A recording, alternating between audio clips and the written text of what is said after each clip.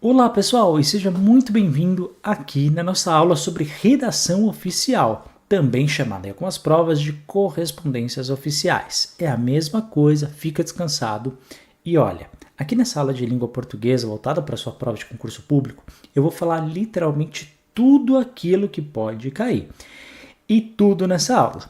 Tá? Então nem preciso te dizer o quão importante e relevante que ela é para a sua aprovação, em primeiro lugar, e segunda, é uma aula densa, porque tem bastante coisa, a gente vai ter que falar, e é aquilo que você já sabe, um conteúdo sempre depende do outro.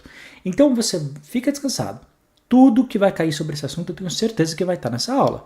Eu te garanto isso. Agora, você tem que anotar, você tem que acompanhar, você tem que prestar mesmo atenção.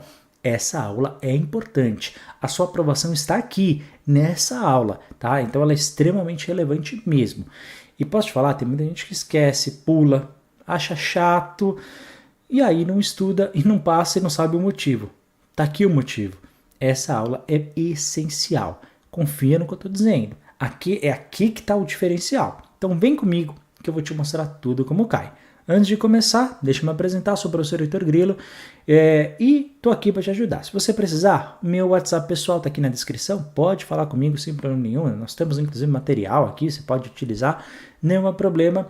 E, por gentileza, não esqueça de dar o like, se inscrever no canal caso não seja inscrito, comentar só depois, tá? De assistir o vídeo, dando a sua opinião e compartilhar esse link depois nas suas redes sociais, que ajuda bastante. E também clica no sino, tá? Porque aí você recebe os próximos vídeos que vão aparecer aqui no canal do Conquiste Seus Sonhos. Seja muito bem-vindo à nossa família. Então vamos começar falando aqui da redação oficial. Heitor, que raio é esse que apareceu no meu edital de redação oficial, correspondências oficiais? Não faço a mínima ideia.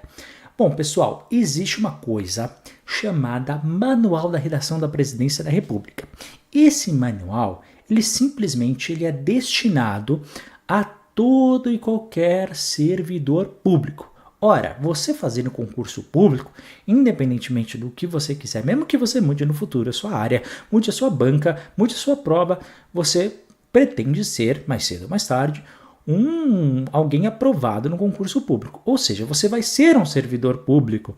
Ou seja, você vai ter que saber estas regras, essas instruções destinadas exclusivamente para isso. Heitor, e ele serve para quê? Um manual do quê? É um manual que vai orientar como que os servidores públicos eles têm que conversar, tá? Conversar com quem? A gente já vai falar, mas basicamente é com as outras pessoas que também trabalham no servidor, como no serviço público. Porque é o seguinte, pessoal, tudo que a gente hoje em dia fala com alguém, a gente tem que sempre que documentar, comprovar. Porque senão, fica aquele disse não disse, de repente muda a pessoa, você sai, entra outra pessoa, e aí aquela comunicação se perde. Então nós, quando a gente está ocupando um cargo público, a gente está representando a entidade pública, então a gente tem que sempre oficializar, documentar tudo certinho. Então é isso que a gente vai ver, todos esses procedimentos, como que a gente tem que falar, tá bom? Então primeira coisa, nesse slide já cai boa parte das questões, sendo bem transparente com você. Uma está garantida aqui. Então, primeira questão que vem na sua prova.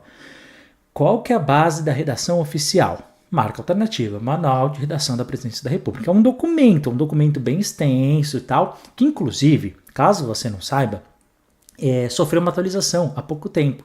Então tem gente até aí em outros lugares estudando ainda pelo conteúdo errado que não existe mais. E mudou bastante coisa mesmo, mudou muito, muito, muito.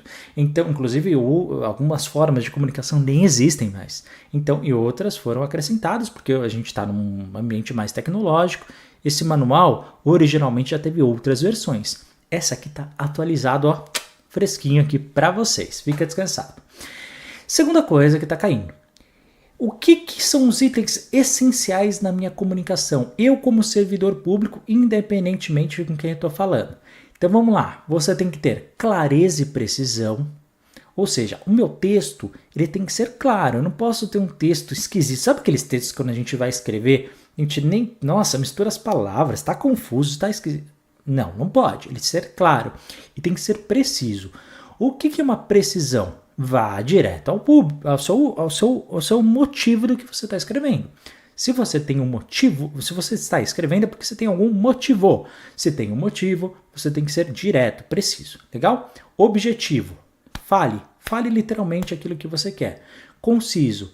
Não enrole. O texto da redação oficial, o texto que você vai escrever, sei lá, se vai ser um e-mail, se vai ser um documento, que daqui a pouco eu não quero utilizar os nomes dos documentos porque a gente ainda não viu. Mas ele tem que ser literalmente conciso, ou seja, falar o máximo possível na quantidade menor de palavras que a gente puder, tá? Para que as pessoas possam ler rapidamente, já responder e ter mais agilidade. O seu texto ele tem que ter coesão e coerência. Nós já trabalhamos esses aspectos, inclusive, nas aulas de língua portuguesa. Então, imagino que todos aqui já sabem o que é, mas ele tem que ser coerente. Você não pode, por exemplo, falar A no começo do seu texto e depois falar B totalmente oposto. Não, tem que ter uma coerência. E ele tem que estar coeso, né, com várias questões. Ele tem que ser impessoal. Então, o texto, você não pode, por exemplo, imagina, você vai escrever para um ministro da educação. Você fala, e aí, tudo bem? Olha, como é que tá o seu filho? Não. Pessoal, documento oficial, a gente está falando da comunicação feita por servidores públicos. Ou seja, tem que ser impessoal. Não é para falar da tua vida e nem para ficar cuscovilhando da vida dos outros. Legal? Tem que ser um texto formal. Ou seja, a gente vai seguir, sim, a padronização da gramática normativa, tudo bonitinho, que nem a gente aprende para fazer uma redação, que nem aprende para desenvolver um texto, é a mesma coisa. Formalidade e padronização e também usar o padrão culto da língua portuguesa. Não importa se você já morou fora, se você vive fora, se você de repente tem domínio de uma segunda ou terceira língua, mas você vai se comunicar. Afinal de contas, né, você está sendo para ser um servidor público, preferencialmente, né, no Brasil ou para trabalhar no órgão federativo brasileiro. Ou seja, nossa língua oficial é a língua portuguesa, então você vai ter que falar em língua portuguesa, tá bom? Escrever em língua portuguesa. Esse é o segundo ponto que está caindo bastante. E são esses tópicos. Heitor, como é que vai? Eles colocam vários elementos e 3 ou 4 deles vão estar, sei lá, em alguma letra A, B ou C, e vai perguntar qual a alternativa correta, ou então vai falar, olha, para um texto de um manual da redação da Presidência da República, é preciso ter, e vai ter vários elementos, e ele vai misturar, tá? Vai estar lá, clareza, precisão, objetividade, conclusão, e aí vai estar lá, pessoalidade no meio. Então vai estar tudo certo, mas vai ter uma letrinha errada.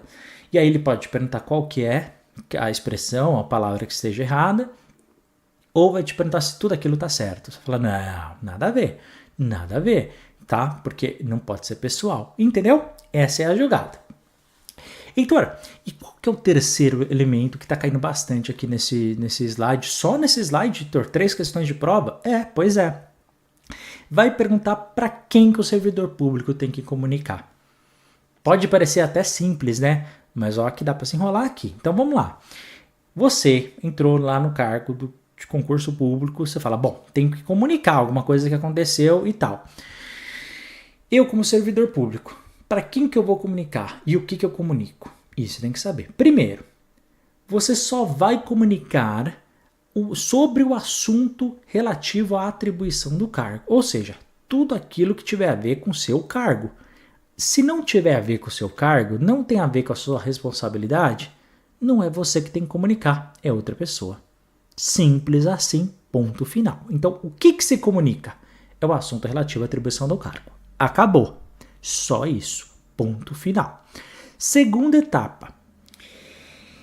Para quem que a gente comunica? Ou seja, eu, servidor público, eu só falo com, de repente, uma outra instituição? Eu só falo com outra pessoa? Eu só falo com quem? Vamos lá. Eu só vou escrever, eu só vou direcionar o meu texto, ou seja, para quem que é? É o receptor. Quem recebe o texto é o receptor, destinatário, tá? Ou é o público, e aí o público em geral. Então eu, como entidade pública, vou escrever um texto que eu vou comunicar para as pessoas comuns, que não são servidoras públicas. Ou então você vai comunicar para outro órgão. Esse outro órgão, ele pode ser tanto público, se eu estou falando de repente, a gente vai entender, tá? A gente vai ver quais são os tipos de documento. Mas eu posso falar para uma outra instituição pública, sem problema nenhum. Ou então para uma instituição privada. Ou seja, eu como instituição, um servidor público, eu posso sim tanto falar quanto para o público em geral, quanto falar para uma instituição pública ou privada. Não tem problema nenhum, desde que isso seja escrito e seja tudo documentado, tudo bonitinho. Legal? Heitor, quais são os princípios básicos que minha redação oficial também está inserida? Olha, aqui não é aula de constitucional nem de direito administrativo, apesar de que em outros concursos, em outras bancas, eu vou ministrar e não tem problema nenhum. Mas, dentro aqui da redação oficial, você tem que entender que nós estamos dentro do escopo, dentro dos critérios que são regidos pelo artigo 37 da sua Constituição Federal, que é o famoso LIMP. Legalidade, impessoalidade, moralidade e publicidade. E o último, né, que surgiu ali, a eficiência. Ou seja, o LIMP, pessoal, que a gente tanto ouve falar que são as iniciais de cada uma delas, são os aspectos norteadores do nosso texto. Sempre, sempre. Então, o que é uma legalidade? Todo documento que a gente vai escrever, ele tem um poder legal, poder de lei. Então você tem uma responsabilidade na sua produção textual ao comunicar. Vai estar escrito, vai estar documentado. Tudo que é escrito pelo servidor público tem ali, tá tudo bonitinho, preservado, tá bom? Ele vai ser um texto impessoal, ou seja, você vai falar assuntos relativos à atribuição do seu cargo. Não é para falar da família de alguém, ou você vai usar o meio oficial de comunicação para falar da vida privada, ou utilizar os fins públicos para fins privativos. Você não pode, você tem que ser impessoal. A moralidade, ou seja, aqueles conceitos éticos que a gente vê, tem que estar inserido aqui. Então, tudo aquilo que vai contra a ética a gente tem que evitar, tá? O texto, em geral, o texto de maneira geral do servidor público, ele tem que ser público. Então, há exceções? E a gente já vai trabalhar sobre isso, mas em regra, todo texto, toda comunicação oficial, ela é pública, por isso a publicidade e a eficiência, ou seja, temos que escrever aquilo de maneira bem sucinta, bem resumida e bem direta, sem perder a efetividade dela. Então, a eficiência, o que é? A gente produzir, fazer o nosso melhor de maneira mais rápida e sucinta possível, tá bom? Então, o LIMP, legalidade, pessoalidade, moralidade, publicidade e eficiência, também aparece como elementos norteadores que estão inseridas de maneira explícita, inclusive, tá? Há outros que não estão explícitos, mas os que estão literalmente escritos, que são explícitos, por isso a expressão, estão no artigo 37 da Constituição Federal da República do Brasil. Além disso, lembra aquilo tudo que a gente falou? Aqui tem a explicação, tá? Então, clareza, compreensão imediata pelo leitor, ou seja, palavras simples, a não ser que seja uma coisa muito específica e técnica, mas em regra tem que ser simples, frases curtas, orações na ordem direta e não utilizar regionalismo. Eu sou da cidade X, do estado X, eu só falo desse jeito. Não, pessoal, marcas do regionalismo não são bem-vindas no texto da redação oficial. Então, como é que isso cai na minha prova? Vai cair um texto, vai falar, vai estar lá no meio do texto um regionalismo qualquer, que trembão isso aqui, não sei o que, vai estar escrito assim, por exemplo, e vai falar, esse texto apresenta clareza? Você vai falar, não, porque no texto da redação oficial só é claro se não tiver regionalismo, tá? Um exemplo, que cai bastante, aliás. E evitar estrangeirismo. Estrangeirismo são aquelas palavras que são em outro idioma, mas eu quero de repente escrever no meu texto para parecer que é chique. Pessoal, aqui não é para você ser chique, é para você ser eficiente, tá? Você não quer ficar perdendo tempo escrevendo um e-mail durante 3 semanas. Além disso, o meu texto ele tem que ser preciso e aqui não vamos dar sopa para azar. Ou seja, nada de usar ali aquilo que a gente aprendeu nas outras aulas, por exemplo, na parte da semântica, né, de duplo sentido. Esquece, aqui não entra isso nesse jogo, tá bom? A compreensão ela tem que ser perfeita, independentemente de quem estiver lendo. O que inclusive o manual está ali escrito como sugestão? Literalmente que você sempre releia o texto que você digitou, que você escreveu, que você vai publicitar, tá bom? Objetividade. Vai direto ao assunto, fala o que é preciso, ponto final, sempre com a ideia principal. Ou seja, a ideia principal ela tem que ser lida o mais rápido possível. para saber sobre o que é aquilo que está falando. Além disso, a concisão, ou seja, isso que tem caído bastante, tá? Fica atento. Transmitir o máximo de informações possíveis com o mínimo de palavras. Isso é concisão, tá? Ou seja, tudo aquilo que for irrelevante, arranque do seu texto. Dispense, retire, elimine, porque ele tem que ser fluido, ele tem que ser conciso. Coesão e coerência, ou seja, partes entrelaçadas de referência, substituição, elipse e uso da conjunção. São elementos que nós já vimos quando nós estudamos, né? A questão da significação de palavras, a questão das classes morfológicas, a gente já viu bastante na produção textual, né? Então a gente já viu isso em outras aulas, mas só para caso você não tenha visto, referência, elementos que se relacionam com outros para sua interpretação, ou seja, aquilo que é relevante, substituição, quando a gente vai substituir uma palavra por outra, de repente colocar um sinônimo, de repente utilizar um pronome, de repente só ocultar, tá? Isso pode ser importante. Uma elipse, quando eu uso uma omissão de um termo devido ao contexto, ou seja, algo que já foi dito e eu vou utilizar aqui, não preciso repetir a palavra, tá? Porque ela já foi dita, então pelo seu contexto você já compreende isso. E o uso da conjunção, que são aquelas palavras ou expressões que vão ligar uma frase da outra. Isso dá uma ideia de um texto tudo mais dinâmico, tá? Muito mais coerente, tá?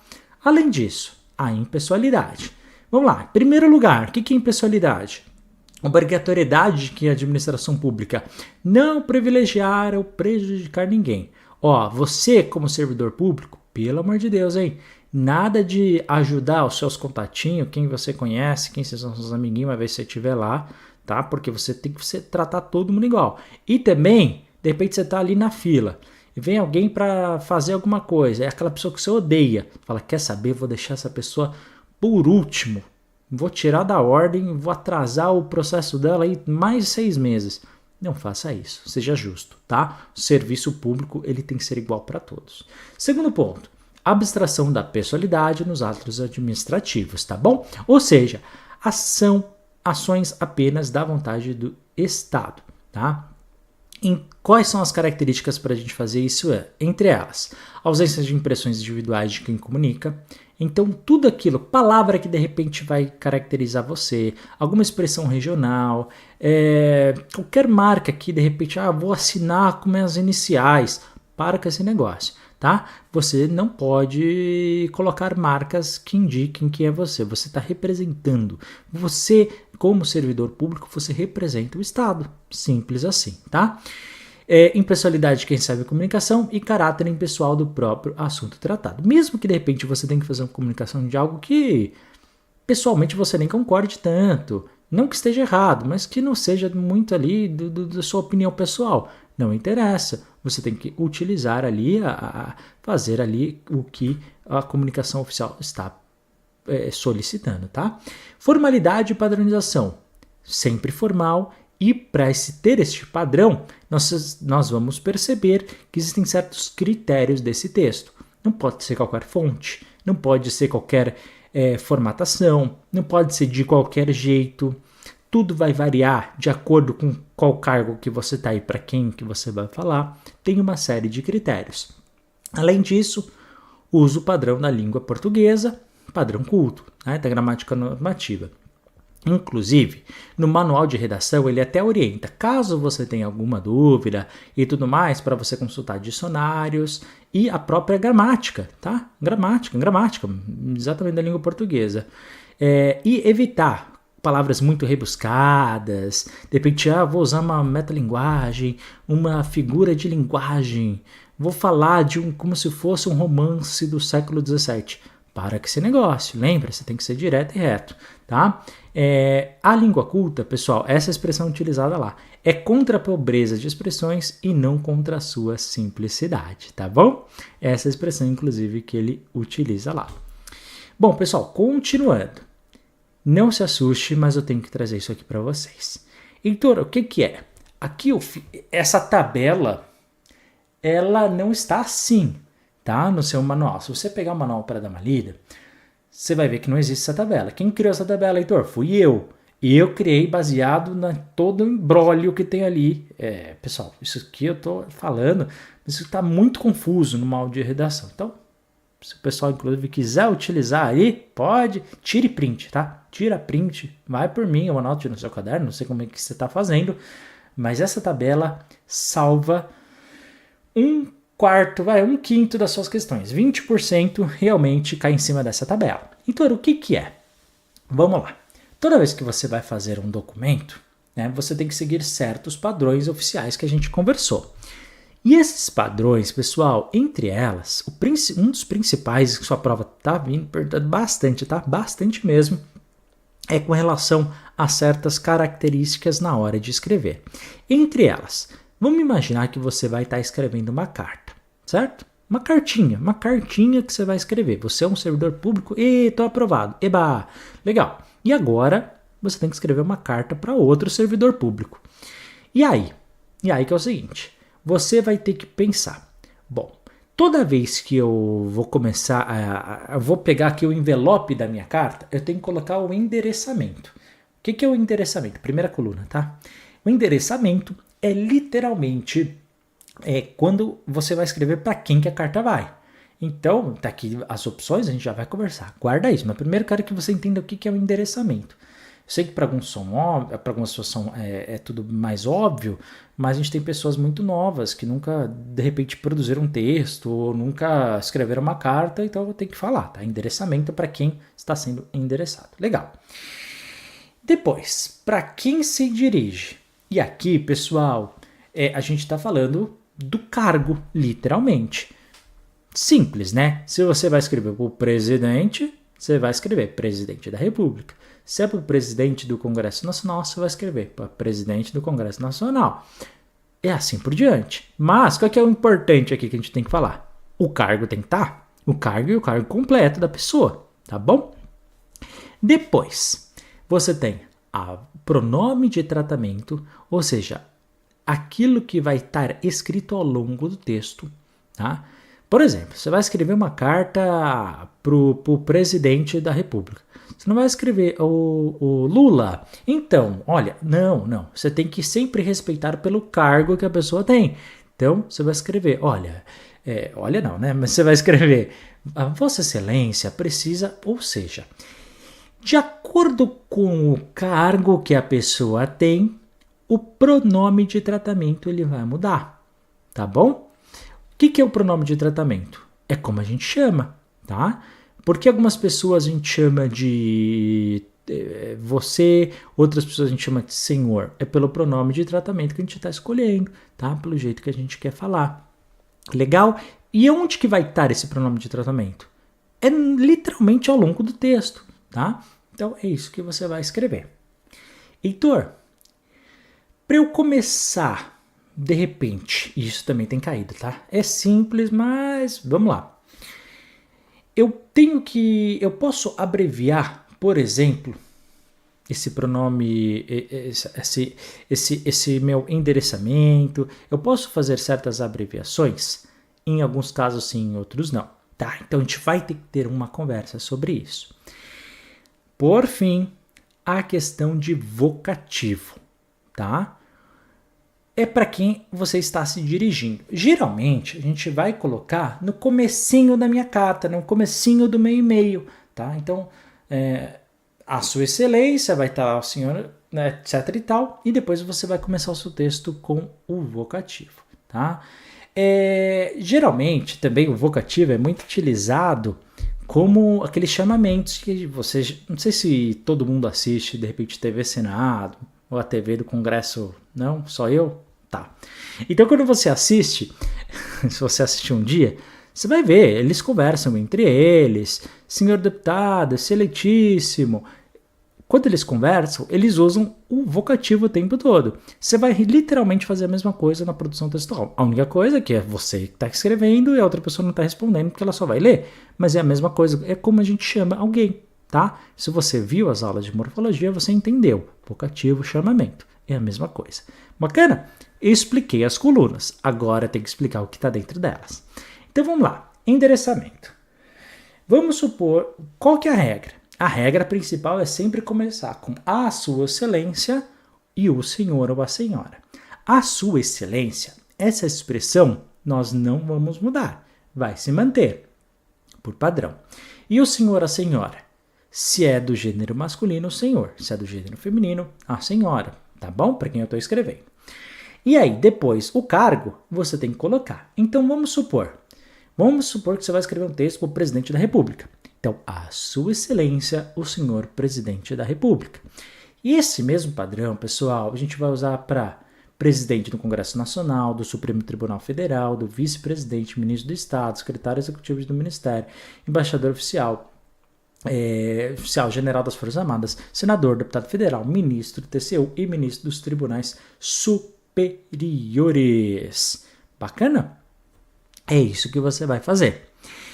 Você, como servidor público, qual o pronome de tratamento no corpo do texto que você vai utilizar para todos esses cargos? Vossa Excelência.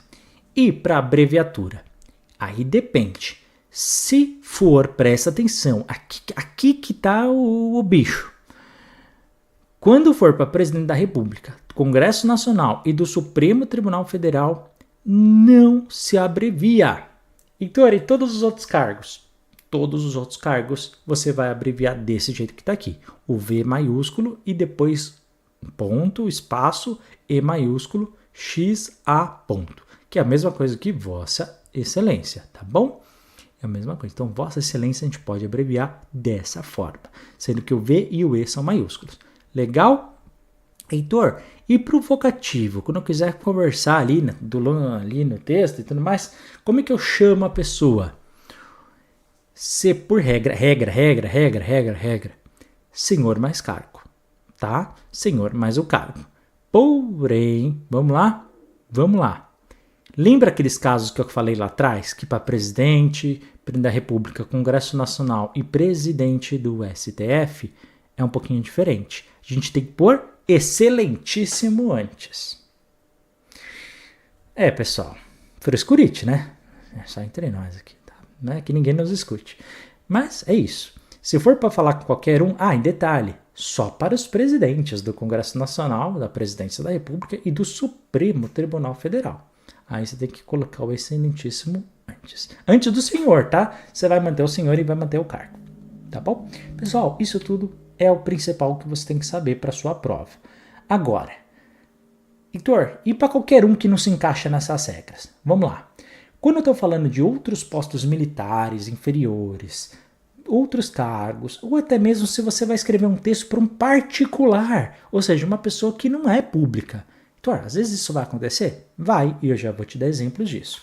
Você simplesmente vai falar ao senhor ou à senhora, tá? Para o endereçamento, vai colocar Vossa Senhoria no pronome de tratamento, com essa abreviação, o VSA, tá? Vossa Senhoria. E no vocativo, senhor mais o posto ou o nome. Claro, nem todo mundo tem um posto, ainda mais se for um particular. Então é só senhor e nome. Heitor, mas é um militar. Aí ele tem um posto, né? Seja lá qual for o posto do militar, mas você vai fazer isso, tá bom? Só a título de curiosidade. Recentemente eu escrevi um texto para o ministro da Educação, dando algumas orientações aí de uma prova, enfim, não veio ao caso. Eu desenvolvi o texto. Eu, como particular, eu não tenho a obrigatoriedade de seguir o Manual da Presidência da República. Porque o Manual da Presidência da República, ele é feito do servidor público para particular ou para entidades públicas. Eu, como particular, não tenho obrigação de saber isso. Tá bom? Mas o servidor público tem. Mas, como eu sei que eles já estão acostumados a esse tipo, e eu também dou aula disso, então, né, para mim é um pouquinho mais fácil, eu utilizei os padrões aqui do Manual da Presidência da República, tá? Só a título de curiosidade, para entender, né, para também ter uma proximidade e tudo mais. Então, a gente pode usar isso ao nosso favor quando realmente é necessário. Além disso, se for para um juiz, aqui vem a regra, a exceção da exceção. Heitor, juiz é um pouquinho diferente? Você vai usar no endereçamento a mesma coisa, tá? Do que para um particular, ao senhor ou à senhora, né? Se o juiz é um juiz ou uma mulher. Mas o pronome de tratamento é Vossa Excelência, tá bom? Porque eles quiseram também ter mais representação e tudo mais. Acharam que Vossa Senhoria era pouco para o juiz. Então eles exigiram isso posteriormente, tá? E tudo mais. E aí a concordância é a mesma que a gente faz com o presidente, por exemplo, tá? Com Vossa Excelência. Então eles quiseram ter o mesmo pronome, eles fizeram um protesto, tá? Quiseram o mesmo pronome de tratamento que um presidente tem. É isso, pessoal. Você vê que a gente pode usar isso também como uma briguinha de ecos, né? E também pra gente se ferrar na hora de decorar isso aqui tudo. Eu, como estudante, foi uma das coisas que eu mais demorei, tá? Pra decorar isso. E depois o vocativo. Tem que ser excelentíssimo senhor mais o cargo, que é o mesmo também para presidente. Pois é. Juízes. Uma pequena observação que eu quero falar. Caso você tenha alguma dificuldade nisso. Os pronomes de tratamento que a gente está utilizando aqui, embora a gente esteja colocando a vossa, né, na segunda pessoa, e a concordância do seu verbo é na terceira, tá? Então fica descansado. Você vai não precisa conjugar tudo na segunda pessoa e todos os verbos. Não, pelo amor de Deus. Os verbos estão na terceira, apesar da pessoa estar na segunda, vossa, tá? Além disso, os adjetivos, eles sempre têm que concordar com o sexo, ou seja, o gênero a quem se refere, e não com o substantivo que compõe a locução. Por exemplo, Vossa Excelência está atarefado, né? Se for homem. Agora, se for mulher, está atarefada, tá? Então, caso você não tenha assistido às aulas de concordância, eu gosto de trazer aqui este exemplo aqui para você, mas a concordância ela tem que ser. Heitor, como é que isso vai aparecer na minha prova? Vai aparecer um texto aleatório, você vai ver quem está escrevendo e para quem vai estar, e vai estar, e simplesmente vai perguntar, tá certo ou não tá? E se não tiver, o porquê? Então, você sabendo essa tabela, você sabe responder todas as questões sobre isso. Só tem que decorar essa tabela. Além disso, pessoal, aqui vamos começar agora a escalar nossa montanha. Vamos escalar tudo isso, tá bom? Porque tem que ser, a gente tem que entender tudo aquilo que a gente vai fazer. Por exemplo, signatário. Heitor, o que é o signatário? É aquele que vai assinar, né, o documento ali e tudo mais. Vamos lá, para cargos internos e substitutos, você vai colocar o cargo e vai ter que escrever que é um substituto, tá? Então, se você é temporário, de repente você está ocupando aquele cargo durante só 30 dias, porque alguém tirou uma licença, você é um substituto ou um interino, você tem que escrever no final ali do cargo. Só isso, tá? E presta atenção, se você for do sexo feminino, se quem está assinando o documento do sexo feminino, você tem que flexionar o seu cargo. Então, por exemplo, se é um ministro do Estado, vai ficar ali ministra de Estado, tá bom? Então você tem que fazer isso, tá no manual, não pode mais deixar apenas ministro padrão, tá? Você tem que sempre flexionar de acordo com o seu gênero. E, por fim, também quero falar sobre a grafia de cargos compostos. E por quê? Porque alguns cargos têm mais do que uma representação, do que uma palavra só. Diretor-geral, primeiro-secretário, tenente-coronel, são palavras que vai ter que ter o hífen. Então, como é que a gente vai fazer? Por regra geral, é só colocar o hífen, tá? Então, diretor-geral, hífen. Primeiro-secretário, hífen. Tenente-coronel, hífen. Então, tudo que é para hierarquia militar, posto de diplomacia e aspectos, e tudo aquilo que tem a palavra geral na segunda palavra, a gente vai colocar o hífen normalmente. Mas também, com preposição, a gente não vai colocar. Então, por exemplo, general de brigada. O de é uma preposição, lembra que a gente viu? De após até contra de, deste, tá bom? O de é uma preposição. Tem preposição no cargo, não coloca hífen, tá? Além disso, quando é algo relacionado a empresas particulares, ou se tem um numeral, tá bom? Então, por exemplo, diretor-presidente. Certamente a gente está falando de uma empresa. Então, é dentro de uma empresa, a gente vai meter o hífen. Vai meter o hífen também quando como eu disse, para numeral. Então, primeiro-ministro, tá? Segundo secretário. Enfim, se tiver algum cargo assim que tem algum número, a gente vai colocar sempre o hífen. E, por fim, quando a gente tem a expressão vice, tá? Então, vice-presidente, vice-diretor, a gente vai colocar. Um detalhezinho, que é o seguinte, já há alguns anos caiu nós temos, né, estamos em vigor, o nosso acordo ortográfico. E você sabe, né, que algumas coisas ali mudaram e tudo mais. Só que tem um pequeno detalhe que está batendo aqui com o manual de redação oficial e que ainda não veio questão sobre isso, mas tá para vir, não é possível. Em algum momento eles vão vir porque é uma questão excelente para concurso, que é o seguinte, é opcional o uso de maiúsculas em palavras usadas reverencialmente. Ou seja, por exemplo, quando eu vou falar do presidente francês, eu posso colocar esse P de presidente tanto maiúsculo quanto minúsculo. Você sabia disso? Pois é. Porém, presta atenção. Quando tem hífen, a gente tem que concordar. Então, concordar o quê? Com maiúsculo ou minúsculo.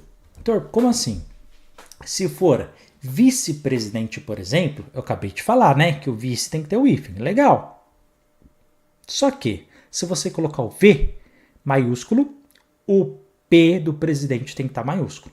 Então, eu coloquei o V minúsculo. Tudo bem, não se preocupa, mas o P tem que ser minúsculo, tá bom? Por padrão, esta é a regra. E, além disso, os vocativos que nós já falamos até aqui, lembra aquela tabelinha, mostrei para você todos os vocativos, os chamamentos e tudo mais, a gente tem que sempre usar uma vírgula depois do vocativo, tá? Mas você vai perceber quando a gente trabalhar em cima de textos. Pessoal, vamos entrar agora numa coisa chamada padrão ofício. Heitor, o que é, pelo amor de Deus, o padrão ofício? É o seguinte, você, como funcionário público, um servidor público, ali no seu cargo, todo bonitinho, a regra geral de todo e qualquer documento vai ser assim. Heitor, há exceções? Pô, se tem, mas essa é a regra, tá? Então, o padrão ofício, a gente brinca, né, nos termos mais populares, que é o documento coringa. Você não sabe qual que usa? Usa o padrão ofício. Tá com dificuldade para saber qual que é? Usa o padrão ofício. Porque geralmente o padrão ofício ele abrange os principais documentos, tem as principais regras. É aquele que é mais usado no dia a dia pelo servidor público. Então, se em algum momento você, como servidor público, for escrever um e-mail, uma carta, um documento oficial, em 99% das vezes você vai utilizar este padrão ofício. Então, isso aqui é importante para você saber para a sua vida como servidor, tá? Porque você vai ter que escrever dessa forma. Sempre, Heitor, sempre. Então, isso é um padrão, tá? Se você perguntar para alguém que já é servidor público e tenha que fazer produções textuais, ele sabe isso aqui de cor e salteado. Então, vamos lá. Cabeçalho, ou seja, aquilo, né, que vai lá em cima. A gente vai fazer apenas na primeira página, de maneira centralizada. Então, tem que saber isso. Tem, viu? Os caras estão em cima perguntando. Tem que estar centralizado. E aí você vai usar de cima para baixo no seu documento oficial o brasão de armas da República. Depois, embaixo, o nome do órgão. Se tiver algum órgão secundário, vai mais embaixo ainda, tá bom? E tudo isso que você vai desenvolver com um espaçamento entre linhas simples de número 1, tá? Heitor, e no rodapé? O rodapé pode ser inserido dados do órgão, pode colocar endereço, telefone, e-mail, site, mas também deve estar centralizados. Então, como é que isso aparenta na minha prova? Vai aparecer um rodapé e vai estar escrito: esse rodapé, ele condiz com o padrão ofício? Você simplesmente vai ter que olhar, segundo isso que você está aprendendo. Ah, Heitor, tem um site aqui do governo, então não é. Não, site pode ter, tá? É opcional, então não tem problema se tiver no rodapé. Agora, se tiver em outro lugar que não é no rodapé, é errado. Tá vendo? É assim que vai cair na sua prova, tá? E a identificação do expediente, ou seja, depois do cabeçalho, você vai ter que falar, vai ter que colocar alguma coisa. E essa alguma coisa é falando da identificação do expediente, ou seja, quem que está emitindo esse documento. Para isso, a gente vai fazer o seguinte, a gente vai colocar o nome do documento em maiúscula, ou seja, se é um ofício ou se é outra coisa que eu ainda não falei, então não falo, mas por padrão vai estar ali escrito ofício. Ó, o exemplo está ali na última linha do slide, tá vendo? Então, ó, pode ir acompanhando enquanto eu te explico, você olha. Tá, por que está escrito ofício? Porque é um documento do padrão ofício. Ah, tá? vai ter um número. Que número é esse? É um número aleatório, um número interno, porque se alguém, de repente, em algum momento, precisar pedir um documento dessa comunicação para verificar alguma coisa, para verificar algum erro, vai falar, olha, me vê o documento, o ofício número 652. Você vai lá no documento e pega o 652, imprime e tá lá, tá bom? É isso, só para identificação. Seguido do ano, em 4 dígitos, tá? E a sigla do setor que expede. Sei lá, se você está falando do Ministério... e outra, é sempre do menor hierarquia para o maior. Então, por exemplo, se você está trabalhando na Polícia Federal, você vai colocar PF e depois MJ. Por quê? Porque é o Ministério da Justiça, tá? A Polícia Federal está subordinada ao Ministério da Justiça. E assim por diante, tá? Primeiro o órgão que você está e depois o ministério que está ali relacionado. E tudo alinhado à esquerda do seu documento, como está aqui nesta imagem. Tá bom? Depois, local e data do documento. Você tem que colocar embaixo do seu documento, depois dessa referência que a gente falou, que nem a gente fazia na época da escola. Então aqui não tem muita dificuldade. A cidade, só a cidade, não me coloque, por exemplo, o estado ou a sigla do estado. Seria uma pegadinha muito grande assim de concurso público, tá? Colocar, sei lá, São Paulo, SP, não tem esse SP. Depois, em algarismo do dia, tá? Sem o zero anterior, então, por exemplo, 2 de fevereiro, você não vai colocar 02, só coloca o 2. Então, por quê? Porque o seu texto tem que ser conciso até nisso, porque o 0 não tem muita relevância, 0 à esquerda, tá?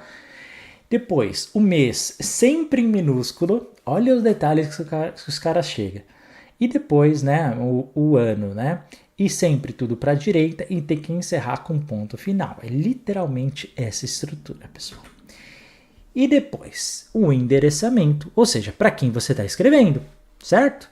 De cima para baixo, vamos lá? O vocativo, conforme a gente aprendeu. Depois, o nome, o cargo e depois o endereço, tá bom? Sendo que, olha como eu coloquei aqui. A sua excelência, o senhor, e depois vem o nome do fulano, tá? Vamos supor que você está falando para o ministro da Educação. A sua excelência, o senhor. E aí vem lá escrito o nome da pessoa. Camilo, tal. Camilo Santana, acho que é o atual. Depois, embaixo, ministro da Educação, ok? E aí, por fim, o endereço da esplanada dos ministérios, onde ele vai ficar, para onde você está direcionando a carta, o texto, enfim. E depois, o código postal, a cidade e o código da região. Agora, só um detalhezinho, tá? Se você está falando de órgão para órgão, o CEP não é obrigatório. É só um mero detalhe e tudo alinhado para a esquerda do seu documento. Depois o assunto. O assunto, pessoal, ele tem que ter ali ao longo do seu texto, tem que ser sempre uma ideia geral, sucinta e em 4, 5 palavras. Quem escreve e-mail já aparece lá em cima, né? Assunto, e você já pode escrever direto. Só que numa carta, o que você faz? Você tem que escrever, literalmente, né? Assunto e colocar ali o que você está fazendo. Olha o exemplo que eu trouxe. Encaminhamento do relatório de gestão de julho de 2018. Então, você escreveu literalmente na carta, porque não tem um campo, né, na carta escrito assunto. Então, você tem que escrever assunto e coloca. Por isso que os e-mails são meio que uma repetição das cartas que a gente fazia antigamente. Tá? Por isso que tem lá assunto ainda até hoje, apesar de pouca gente escrever, mas é isso. E ele tem que dar uma ideia sucinta daquilo que vai estar escrevendo, tá? A ideia é sugestão, não é obrigatório colocar entre 4 a 5 palavras, é apenas a sugestão que está no manual. E você vai iniciar a frase com letra maiúscula, tá bom? Sempre colocando sobre o que está tudo feito. E sempre em negrito e a margem à esquerda aí do seu documento. Heitor, e no texto do documento? Aí depende. Se não tiver um encaminhamento, o que significa isso? Às vezes a gente vai escrever um texto e você precisa de uma resposta mediante as coisas que vão acontecer. E aí você escreve, a pessoa vai responder, você escreve de novo, a pessoa vai responder, porque às vezes tem coisas que a gente tem que trabalhar em parceria com outros órgãos. Mas às vezes só está fazendo uma comunicação. Então, o que é ter um encaminhamento ou não? É quando eu preciso da resposta, para dar o encaminhamento. Se eu não tenho encaminhamento, ou seja, só estou fazendo, só estou comunicando algo que aconteceu aqui. Beleza. Introdução, argumentos e conclusão. Já ouviu falar nisso? Pois é, mesmo modelo da redação, só que muito mais objetivo. Você não vai ter que escrever uma redação cada vez, pelo amor de Deus. Então, mas a ideia é isso. Introdução. Você vai falar qual que é o objetivo da comunicação, e aí você vai utilizar, sempre ali no início, palavras como informo, solicito ou comunico, de acordo com aquilo que você precisa. Depois, no desenvolvimento, você vai falar qual que é o assunto que é detalhado. Quando tem 2 assuntos, 2 parágrafos. Um assunto só, 1 parágrafo. Essa é a ideia. E na conclusão, você só vai afirmar ali a sua posição em ponto final. Agora, quando você precisa de um encaminhamento, aí é diferente. Aí você vai colocar na introdução o documento que você estava se referindo anterior. Olha, encaminho de acordo com aquele documento, número do que a gente falou semana passada, não precisa pôr da semana passada, mas você entendeu. Segundo o documento número 12, estou encaminhando aqui alguma coisa, tá? Então você vai começar já falando nisso para a pessoa. Lembrei puxa, é mesmo, semana passada eu vi isso. Como às vezes você só está dando encaminhamentos, nem sempre vai ter algo para desenvolver, porque às vezes só está falando, olha, estou relembrando da data tal, estou comunicando que aconteceu tal coisa. Então você não vai desenvolver. Então a parte do desenvolvimento ela é opcional, depende do contexto. Só que para ambos, tanto para encaminhamento quanto para sem encaminhamento, pessoal, não vamos esquecer. Alinhamento ele tem justificado. Sabe quando você seleciona o texto, põe tudo justificado para não ficar linhas quebradas? Você vai ter que fazer isso. Espaçamento entre linhas, simples. Parágrafo com espaçamento de 6 pontos. Recuo de 2,5 centímetros na margem esquerda. Numeração apenas a partir do 3º parágrafo, iniciando no 1º. Não se numeram o vocativo e o fecho. Você já vai entender isso. Qual é a fonte que a gente usa, Heitor? Calibri ou Carlito, tá? Cuidado. Não é Arial, tá? Tamanho 12. Nas citações 11 e rodapé 10. Heitor, posso utilizar símbolos? Se não existir nas fontes indicadas, você pode, tá? E aí, nesse caso, a fonte symbol ou Weddingen, tá bom? Que são 2 tipos de fonte. Isso aqui não cai. Ele despenca na sua prova. E aqui a gente tem 2 questõezinhas que vão aparecer certamente. Vem comigo. O que é o fecho da comunicação? É como a gente encerra a nossa comunicação, nosso texto. Você precisa encerrar o seu texto. E aí, pessoal, você só tem 2 coisas para escrever. Respeitosamente ou atenciosamente. Tá? Existe uma terceira, Heitor? Não. Uma quarta? Não. Não. Heitor, eu sempre vou ter que pôr um fecho? Vai. Heitor, qual deles que eu uso para cada um deles? Então vamos lá. Quando você vai falar com alguém que tem um cargo superior ao seu, você vai usar o respeitosamente, tá? Então você vai falar com o teu chefe, respeitosamente. Você vai falar com um ministro que você não é um ministro, respeitosamente. Você vai falar com o presidente da república, respeitosamente, tá? Mas é o presidente. Às vezes cai uma questão dessa. Para o presidente, o que a gente faz? Não, é respeitosamente. É um cargo superior ao seu? Respeitosamente. Então, respeito é para autoridades superiores à sua. Agora, se for da mesma hierarquia ou inferior, a gente só vai dar atenção, não vai tratar com respeito. Não, brincadeira, trata também, né? Mas o fechamento é atenciosamente. Então, vamos supor, você é um cargo de secretário, tá bom? E você vai escrever um texto na redação do padrão ofício para um outro secretário. Como é que você vai encerrar? Hierarquia é igual. Mesmo que é de outro órgão, é a mesma hierarquia, é o mesmo cargo, o mesmo nome. Legal, atenciosamente. Ou então você, de repente, agora é um diretor-geral ali do seu órgão, legal? E você vai falar com um secretário, alguém que está numa hierarquia inferior a você, atenciosamente. Então, recapitulando, autoridade superior, incluindo o presidente da República, respeitosamente. Autoridades da mesma hierarquia ou inferior, atenciosamente. Heitor, apareceu uma coisa completamente esquisita na prova que a gente não faz a mínima ideia. O manual fala, na dúvida, usa atenciosamente. É o que o manual fala, tá? Então, se aparecer uma coisa anômala, até hoje não aparece, eles são bem diretos nisso. Mas, se aparecer, eu gosto de falar isso. Vamos lá. Há exceções dessa regra, bem pontuais. Entre elas, a principal é se for uma autoridade estrangeira. O que o seu manual da redação vai falar? Você não precisa utilizar estes fechos. Heitor, o que eu utilizo? Ele vem escrito literalmente isso. Há ritos próprios para isso. Ou seja, às vezes, tem autoridades estrangeiras que querem um fecho específico. Porque eles determinaram assim, porque cada país determina de um jeito. Concorda comigo? Se a gente está falando com autoridades relacionadas ao Brasil. Ou seja, se aparecer alguém que quer ser tratado de uma outra forma, olha, é rito próprio. É o que sua prova vai estar ali aparecendo. Aí, Heitor, eu tenho que saber cada rito para cada presidente, para cada ministro de cada país do mundo? Não. Senão são mais de 200 países no mundo. Se quiser saber cada um, a gente não vai acabar aqui nunca essa aula. Então, não é preciso saber. É só isso, que estes fechos comunicativos estão excluídas as autoridades estrangeiras porque elas têm ritos próprios. Ponto final. Heitor, e como é que eu formato o meu fecho? Você só vai escrever, respeitosamente ou atenciosamente, do lado esquerdo, ou seja, alinhado à sua esquerda, o recuo de margem de 2,5, tá? Com espaçamento simples entre parágrafos 6 pontos. E não vai numerar. A identificação, ou seja, identificação do signatário quando a gente assina, tá? Vamos já direto para a exceção?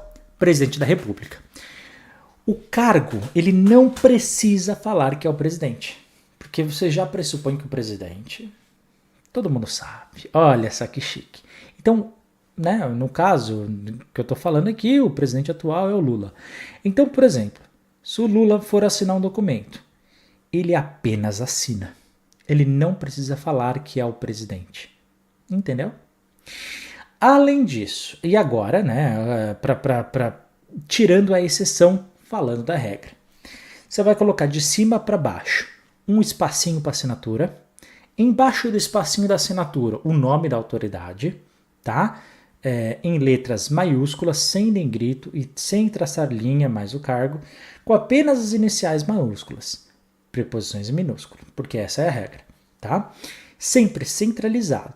Recomenda-se nunca deixar a assinatura isolada, mas transferir ao menos a última frase anterior junto. Sabe aquela coisa, quando você acabou o documento e de repente só vai ficar a assinatura? Eu coloco na outra página. Se for descer a assinatura para outra página, desce pelo menos a última frase junto para dar a ideia de continuidade, porque a assinatura isolada nunca é uma coisa boa, né? Nunca se sabe. Dentro ainda do padrão ofício. E, de repente, se meu texto tiver 2 ou mais páginas. Bom, você só vai numerar o seu padrão ofício se ele tiver a partir da 2ª página. Geralmente não é. Se só tiver uma, não coloca. Rodapé acima da área de 2 centímetros da margem inferior, calibre ou calito, como eu já disse. E a formatação, Heitor, qual é o papel que a gente vai colocar? Ou o papel que você vai escrever, ou o papel que você vai escolher na hora ali no Word, tá bom, do seu documento, e aquele papel chamado A4, ou seja, 29 por 7 por 21, tá bom? Margem esquerda, mínimo de 3 centímetros, direita 1,5, superior e inferior 2. Isso aqui, pessoal, você vai padronizar ali no seu Word antes de você produzir o texto, né? Para facilitar e também para você já padronizar todas as vezes que você for escrever em todo o seu padrão ofício. Depois, cabeçalho na primeira página, 5 centímetros da margem superior e rodapé com 2 centímetros da margem inferior.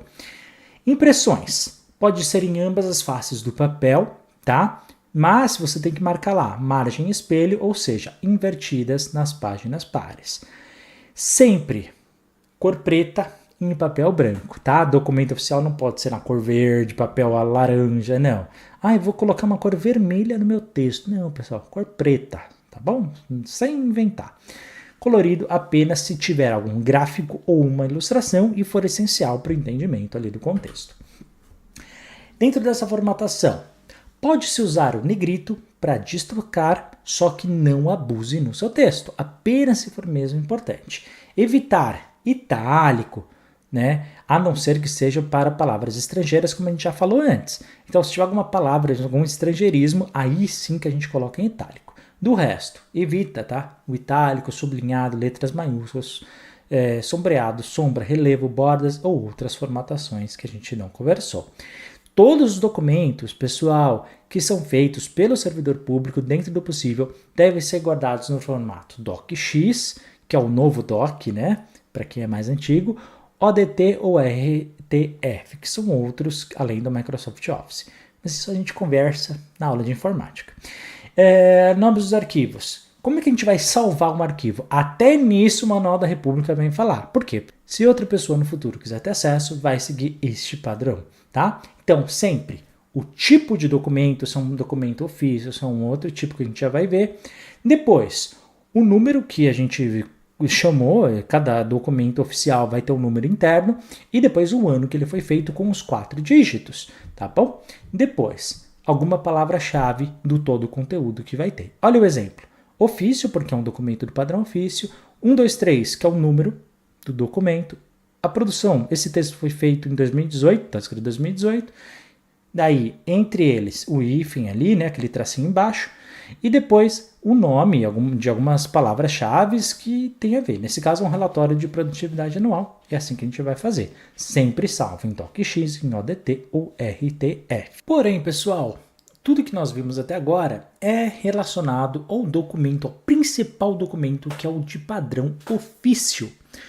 Porém, nós temos outros tipos de documento. Fica descansado, tá? Que nessa parte você não precisa saber detalhes de cada um desses documentos, mas você precisa saber por que ele existe. Então, por que a gente tem um outro tipo?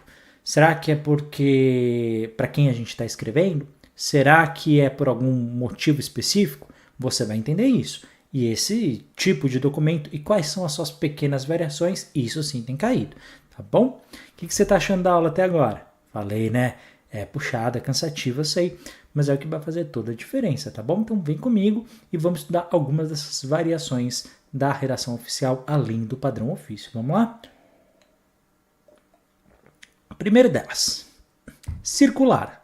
É quando um órgão, pessoal, vai enviar para mais de um órgão receptor.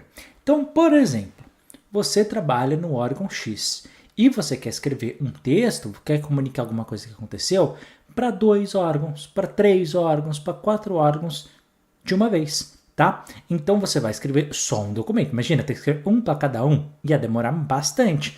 E a gente tem que ser mais célere, a gente tem que ser mais direto no nosso texto. Ou seja, nesse caso você vai fazer uma circular, tá? Não é mais o padrão ofício. Então o que é uma circular? Quando eu, que pertenço a um órgão, vou escrever para 2 ou mais órgãos ao mesmo tempo. Só isso. Tá bom? Então, o nome do documento não é mais o documento de padrão ofício, e sim o documento circular. Só isso que você tem que saber dele.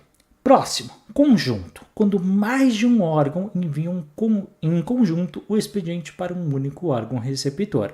Ou seja, de repente eu estou fazendo um documento em parceria, porque a gente está fazendo um projeto com mais 1, 2, 3 órgãos ao mesmo tempo. E a gente vai comunicar ou dar um aviso, ou comunicar algo que aconteceu especificamente para um órgão só. Então, nesse caso, são vários falando para um só, ou seja, dando, né, um peso ali bem significativo para aquilo.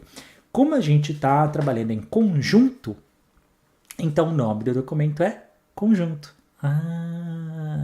Tá? Não é difícil.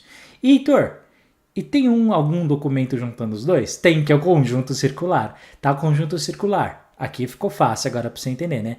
Mais de um órgão envia em conjunto o expediente para mais de um órgão receptor, quando vários escrevem destinados ali a vários órgãos, tá? Então, conjunto circular, simplesmente assim. Tranquilo essa parte.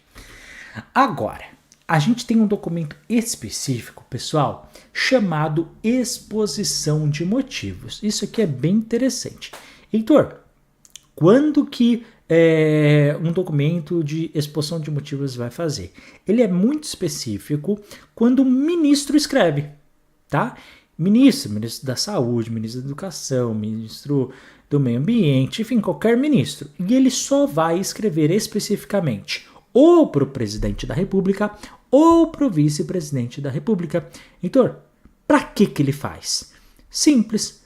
Ou para propor alguma medida, ou para submeter algum projeto de ato normativo, ou então para informar de algum assunto. Vamos supor que de repente começaram ali a ter queimadas em alguma região, certo? O ministro do Meio Ambiente vai pegar, olha, quero fazer uma exposição de motivos. Senhor presidente da República, é o seguinte, tá pegando fogo em tal lugar. Vai lá e dá um jeito, né? Tipo, com palavras ali um pouquinho mais bem elaboradas, mas só para você entender, é o documento exposição de motivos. A ideia é justamente essa, alertar o presidente sobre algum assunto de maneira oficial. E também para falar, olha, fiz a minha parte, tá bom? Só um detalhe, a gente chama de interministerial essa questão quando mais de um ministério também assina, tá? Então você também pode chamar disso.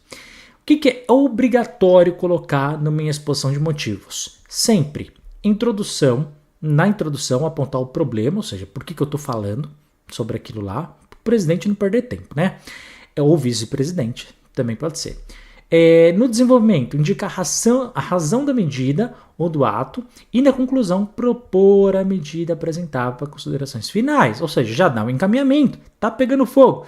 Olha, sugiro que você mande lá os bombeiros, que você converse com os estados e mande lá alguma ajuda, ou mande algum dinheiro, sei lá, tá? Algum encaminhamento. Pode ou não, tá? Dependendo do teor, dependendo da necessidade, fazer uma cópia. Cópia para quem? Para o Poder Judiciário ou para o Congresso Nacional. No Congresso Nacional, a gente está falando do Senado e da Câmara dos Deputados Federais, e o Poder Judiciário, a gente está falando do Supremo Tribunal Federal. Por quê? Porque algo na Constituição do Brasil chamado freios e contrapesos, tá? Checks and balance. O que significa? Executivo, Judiciário e Legislativo, todos eles, entre eles, eles têm que equilibrar os poderes. Então, quando o assunto é muito importante, você manda para o presidente, mas, por via das dúvidas, manda uma cópia também para cada um do Congresso Nacional, dos presidentes do Congresso Nacional e do STF, tá bom? Sistema de geração e tramitação de documentos oficiais. Existe uma coisa chamada SIDOF. O que é o SIDOF, pessoal? O SIDOF é uma ferramenta eletrônica justamente para a gente ter esse controle da exposição de motivos e também para ter ali a redação. Então todas essas produções textuais de exposição de motivos, quando o ministro escreve para o presidente ou para o vice, tá ali guardado nesse sistema? Tá. Salvo se for alguma coisa relacionada à questão que pode prejudicar, alguma coisa secreta e tudo mais, mas isso a gente vai trabalhar em outra área. Sua prova dentro da redação oficial não entra nisso, então eu tenho que cortar esse assunto até aqui, tá bom? E toda vez que vai ser feita essa inserção nesse SIDOF, é utilizada sempre a identificação de quem assina, tá? Então vai ter uma assinatura eletrônica justamente para oficializar aquilo. Não é uma coisa assim aleatória, escrevi no Word e salvei. Não, tem um consultor jurídico, é tudo muito certinho, pessoal, para a gente ter mesmo as responsabilidades caso, né, aconteça ali alguma coisa. Nós também temos um outro tipo de documento, além do padrão ofício, além da exposição de motivos, além daqueles 3 que a gente viu, nós também temos a mensagem. O que é a mensagem? Quando a gente tem uma conversa entre chefes do poder público. Geralmente, pessoal, é quando o chefe do poder executivo vai falar com o poder legislativo. Basicamente, resumindo, frigir dos ovos, é o presidente da República falando com o ministro do Supremo Tribunal Federal. Tá? E, mas eles têm um tipo de documento só para isso? Pois é, tem um tipo de documento só para isso, só para os dois conversarem. Pois é. Para que é? Geralmente a gente vai fazer uma mensagem quando a gente entra, por exemplo, um novo presidente, seja ele qual for, ele vai expor qual é o seu plano de governo, não é? E vai fazer isso na sessão legislativa, sempre ali no Congresso Nacional. E ele vai submeter ali as matérias, vai apresentar ali o que ele quer, e de repente durante o processo, né, vai ter que vetar algumas coisas. Então, todas essas comunicações, essas justificativas é feitas através de mensagem, tá? E os ministros, quando eles fazem, porque né, os cargos de ministério são indicados pelo presidente da República. Então, quando eles não fazem mensagem, eles fazem minuta de mensagem. Tá? Só uma curiosidade. Quais são as mensagens mais comuns do Executivo ao Congresso, por exemplo? O Congresso, de novo, caso você não saiba, Congresso Nacional, ele é composto pelo Senado e a Câmara dos Deputados Federais. Então, são os deputados federais mais os senadores. Basicamente, proposta de emenda constitucional, e o Brasil é campeão nisso, tá? Projeto de lei ordinária, lei complementar, o PPA, Plano Plurianual, o diretrizes orçamentárias, PPL, LDO, enfim, orçamentos anuais e créditos adicionais. A gente não vai estudar AFA agora, portanto não vou entrar nisso, a sua prova só vai até aqui, tá bom? Administração financeira orçamentária, então a gente não precisa saber mais do que isso. E dentro da mensagem, o que você vai colocar? Brasil, identificação do expediente, com a palavra mensagem, não ofício, né? Porque afinal é uma mensagem. Tudo alinhado também à esquerda, convocativo, pronome de tratamento, cargo, texto, local e data. E também não é preciso identificação do signatário. Então, por quê? Porque é o presidente que está fazendo. Lembra? Presidente não precisa. Por fim, pessoal, também tem o e-mail. Antigamente não tinha, né, no nosso manual de redação, porque e-mail não era... Inclusive era algo que não se desejava muito que se fizesse na repartição pública. Imagina, né? Hoje em dia é impensável isso. Mas já se coloca como algo oficial. Então, como é que se trabalha? Como é que ficou definido? Em primeiro lugar, o e-mail, na produção textual feita pelo servidor público, ele deve perceber que é um documento, tem que utilizar um e-mail oficial. Não vai usar o e-mail dele, usar o e-mail de casa, usar o e-mail que ele usa nos jogos eletrônicos. Não, é um e-mail oficial, tá? E só que, para ele ter um valor documental, ele tem que sempre existir uma certificação digital para testar a identidade do remetente, pela infraestrutura de chaves públicas brasileiras, o ICP. Ou seja, toda vez que ele fizer ali um e-mail, ele tem que colocar uma chave, que é uma chave, pessoal, que vai identificar que realmente é ele, tá? Que vai ter ali alguns critérios internos. Você só tem que saber isso para sua prova, tá bom? O destinatário poderá reconhecer como válido sem certificação digital. Então, mesmo que quem vai receber não tenha ali um certificado digital, não tem problema nenhum. E mesmo que ele não tenha ali o ICP registrado como certidão digital, também não há problema. Porém, se o remetente ele olha e fala, não sei se isso aqui é verdadeiro, e aí nesse caso, sim, a pessoa que enviou o e-mail, ela tem que reencaminhar pelo meio físico o mesmo documento, só que dessa vez assinado, tá? Ou então um meio eletrônico reconhecido pelo ICP. Bacana? A estrutura em si, ela é chamada de estrutura flexível. Ainda bem para nós, né? Mas por quê? Porque senão ia ter mais coisa para decorar. Mas basicamente algumas coisas tem que ter. Entre elas, assunto, o mais claro possível, específico, né, que a gente tiver. Local e data é desnecessário no corpo.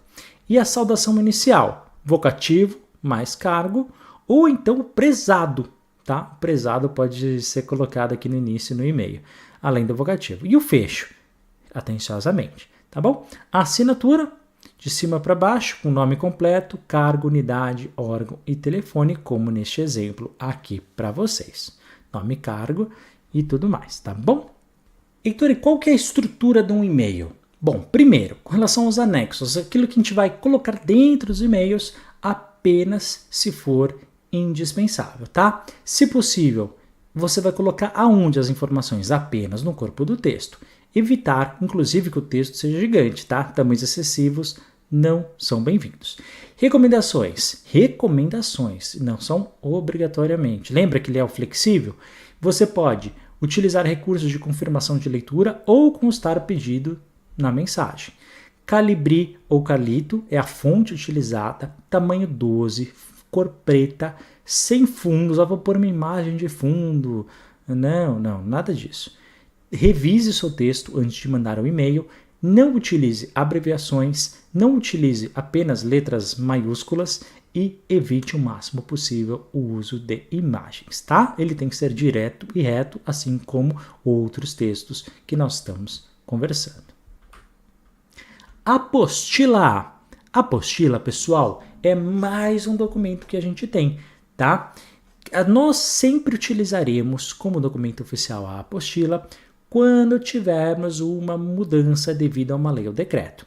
Por exemplo, veio uma lei alterando determinado artigo, tem que ser feita a apostila. Então, o que é uma apostila? Informar a todos que teve uma mudança, ou na lei, ou no artigo e tudo mais. Dispensa nova assinatura da autoridade que subscreveu o ato originário e é de competência dos recursos humanos, tá bom? Então, não utiliza encargos de comissão ou de confiança. O título apostila ele tem que aparecer em maiúscula na parte central do texto, mais o texto com a correção. Ou seja, tem que informar o que mudou, né? Se é artigo 12 da lei tal, tem que estar lá escrito. Tá?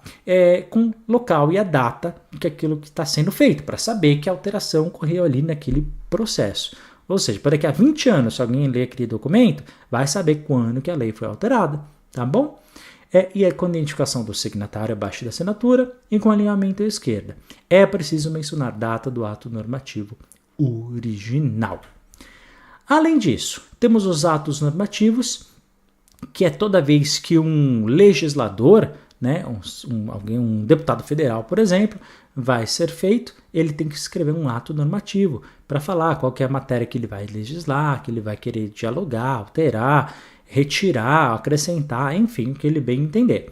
Uma lei ordinária é quando a gente vai começar a tratar de alguma lei, tá? A lei ordinária. Ato normativo primário, normas gerais e abstratas. Então, são as leis mais gerais. Lei complementar, ela não tem a rigidez dos preceitos constitucionais, porque assim, para você mudar, não quero entrar em Constituição agora, mas para você mudar uma lei da Constituição, pessoal, não é assim tão simples, afinal, né, a gente está falando do documento mais relevante do nosso país. Mas a lei complementar, ela não tem essa rigidez, tá? Então fica aí. E a lei delegada, elaborado e editado pelo presidente da República por meio de resolução do Congresso. Medida provisória, quem faz é o próprio presidente da República em casos de relevância e urgência, tá? Só que é uma medida, pessoal, que ela entra de imediato ao Congresso e depois, se ela não for aprovada ali pelo Congresso, ela pode deixar de ser lei. Então a medida provisória ela é provisória, tá? Então ela tem 60 dias, podendo ser ou não prorrogado por mais 60. O decreto é um ato administrativo de competência exclusiva do chefe do executivo para situações gerais ou individuais, abstratamente previstas. E por fim, pessoal, presta atenção, isso aqui é em portaria. Ministros e outras autoridades esperem instruções sobre a organização e funcionamento do serviço e não possui fecho. Não possui fecho na portaria. Não esquece. Promete? Pessoal, então encerramos por aqui a nossa aula sobre redação oficial. É tudo que vai cair na sua prova. Muito obrigado por ter assistido. Qualquer dúvida, estou à sua disposição. Não esqueça de dar o like, inscrever no canal, comentar, compartilhar, clicar no sininho, tá? E estou aqui para te ajudar. A gente se vê no nosso próximo vídeo. Mantenha o foco que tudo vai dar certo, tá bom? Nós nos vemos em nosso próximo vídeo. Forte abraço e até a próxima.